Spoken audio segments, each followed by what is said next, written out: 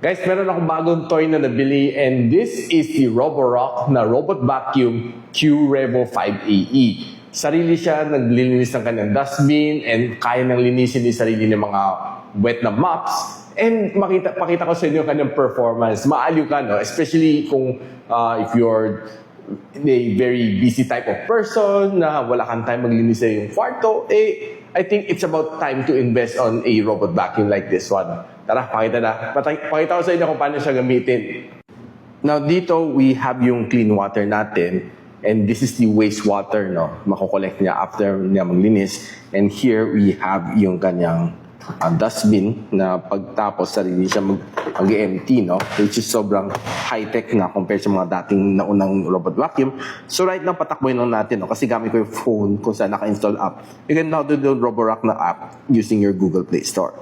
So, starting to clean. Makita natin, no? Sarili na siya. Lalabas lang siya, no? Nakaset nga pala sa akin is vacuum and mop. Makita mo a little bit later, yung map na sa likod, yan, magsispread siya, no? Yan, no? Kita mo, lumalabas siya para sa mga corners, malinis niya, ang galing. No? Yan na guys, so. Kasi track na yung ano niya, yung map niya sa likod, and susundan niya yung hugis ng base ng electric fan mo. Ang galing, no? Sipi mo, sobrang talino.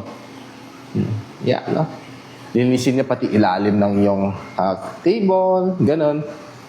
And it's really a very effective na robot vacuum. I've been using this for siguro halos 2 weeks na rin and sobrang happy ako sa kanyang result. And pagtapos siya maglinis, sarili na siya uuwi, aatras lang siya. And the next thing you know, sarili na empty na yung dustbin niya, huhugasan na yung map niya, and the rest is history. And kung na-intriga ka kung na-itsura ng dumi, maruming water, no? This is how it looks like after na maglinis, no? Ang empty ng sarili niya, no? Milky white, madumi. And, yeah. So, ano tingin niyo dito, guys? Sa Roborock na Q-Revo 5AE. Sobrang okay, di ba? Sobrang effective.